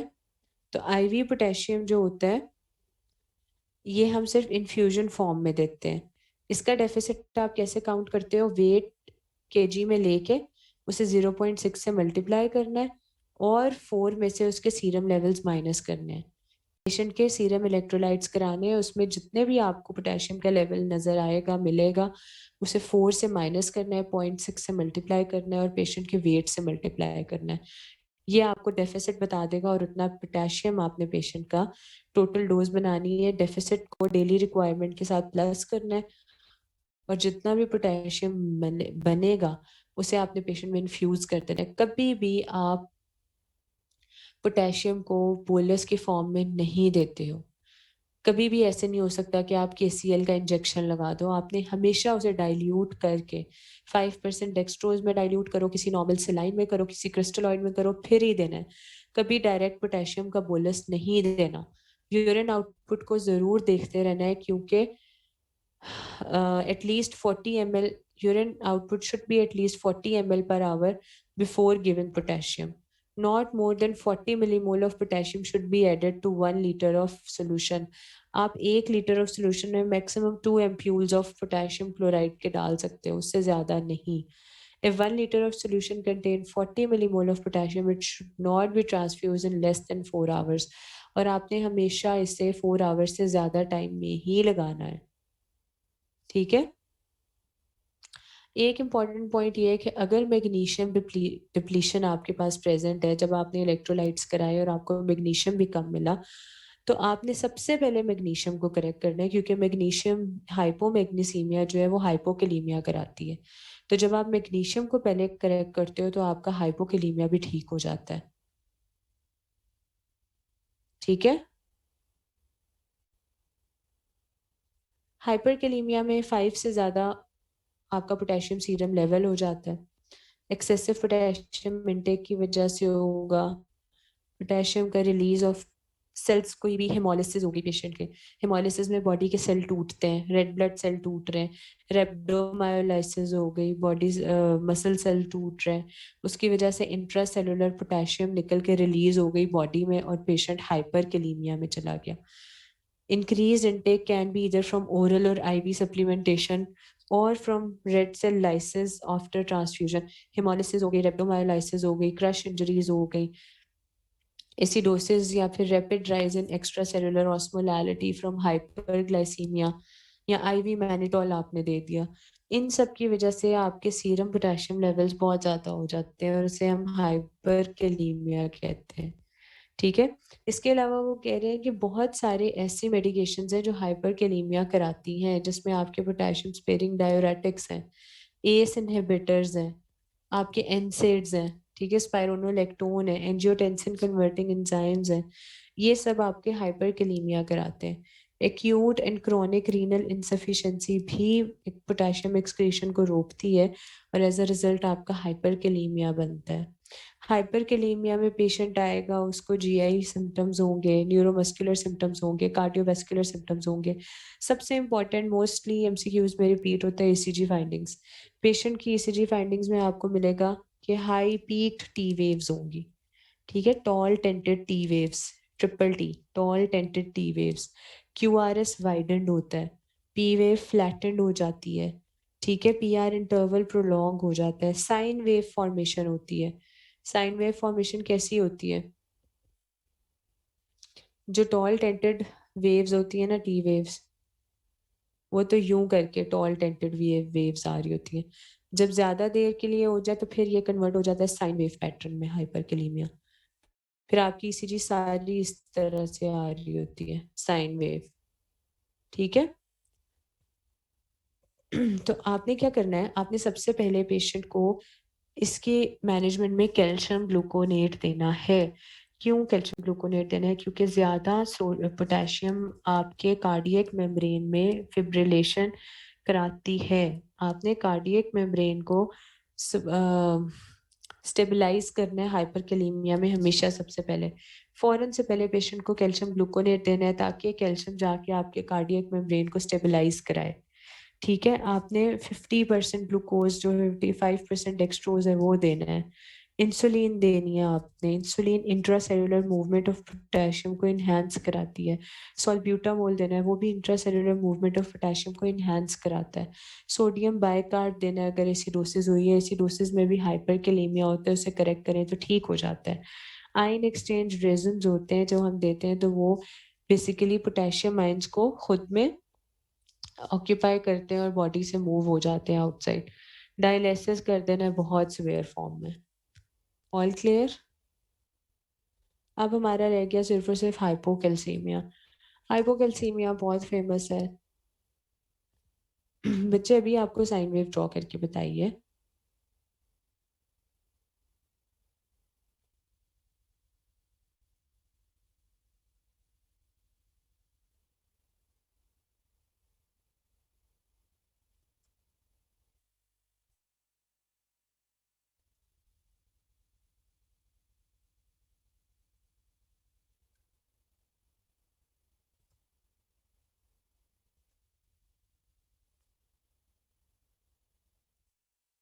अभी जब मैंने ड्रॉ करके बताई है, किसी को शो नहीं हो रही थी?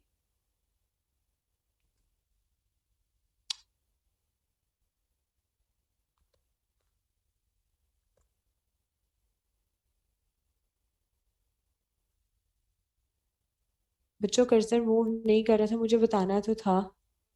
पहले तो टॉल टेंटेड टी वेव्स इस तरह से होता है, ठीक है, मैंने ड्रॉ किया और मुझे पता ही नहीं चला।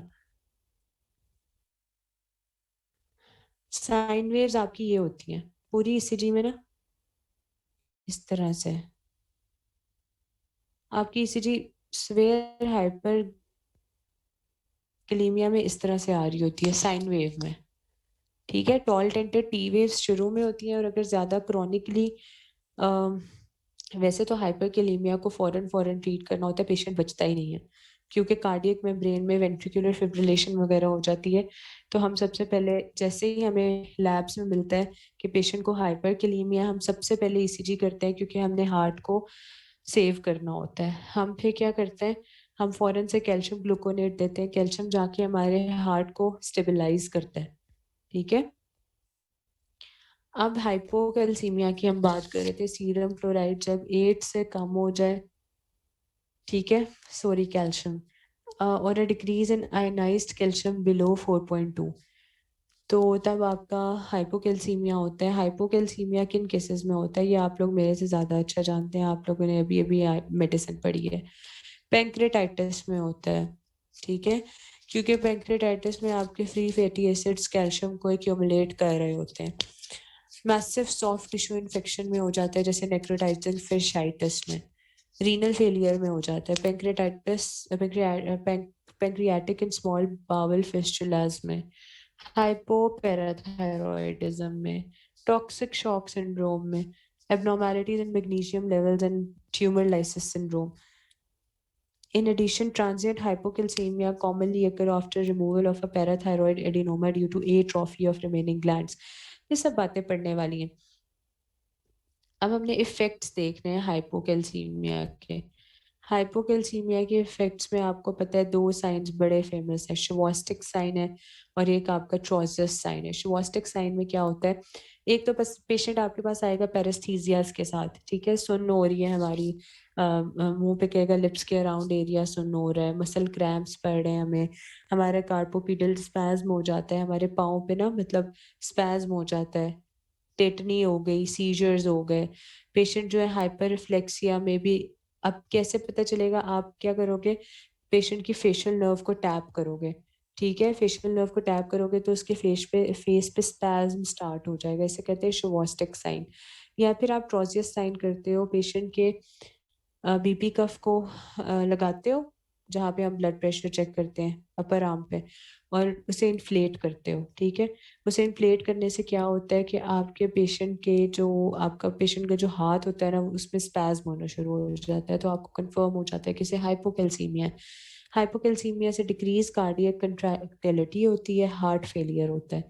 ईसीजी चेंजेस में प्रोलॉन्ग क्यूटी इंटरवल आता है, टी वेव इन्वर्जन आती है, हार्ट ब्लॉक आता है, वेंट्रिकुलर फिब्रिलेशन आती है। हाइपोमैग्नीसीमिया यहाँ पे भी बहुत इंपॉर्टेंट है। यहाँ पे भी आपने पेशेंट को पहले मैग्नीशियम को करेक्ट करना है, क्योंकि मैग्नीशियम जब लो होता है तो वो हाइपोकैलीमिया भी कराता है, वो हाइपोकैल्सीमिया भी कराता है, ठीक है। तो आपने ये चीज़ें माइंड में रखनी है। And that's all for today's lecture. Thank you so much for bearing me, क्योंकि मेरी मैक्सिमम स्पीड यही है, मैं इसी स्पीड से पढ़ा सकती हूँ। इससे ज़्यादा स्पीड मुझसे इससे ज़्यादा स्पीडली मैं पढ़ा नहीं सकती, ठीक है। तो बेस्ट ऑफ लक। मुश्किल चैप्टर है था ये, अब तो आई होप सो आप सबको ज़्यादा अच्छे समझ आ जाएंगे। और बेसिकली जो चैप्टर्स मैं आपको करा रही हूँ उसमें थोड़ा मसला ये है कि उसके कंसेप्ट जो है ना वो थोड़े कोरिलेट करने होते हैं पीछे से, उसमें हम ये नहीं कह सकते कि जनरल सर्जरी से रिलेटेड ये है तो यही करना है। जब फ्लूइड्स और इलेक्ट्रोलाइट्स की बात आ जाती है तो it's not as simple as like के आप इसको जो है इस तरह ट्रीट कर लो, इस तरह ट्रीट कर लो। और fluid therapy is the extract of your hospital based clinical, like आप साइट पे जाओगे तो वहाँ पे ये सब कुछ ही होगा, ठीक है। Best of luck and good luck for your prof preparation. अल्लाह ताला आपके बहुत अच्छे पेपर्स कराए, लास्ट लास्ट प्रॉफ है, अच्छे अच्छे से करो and go for house job. Okay बच्चों, अल्लाह हाफिज़।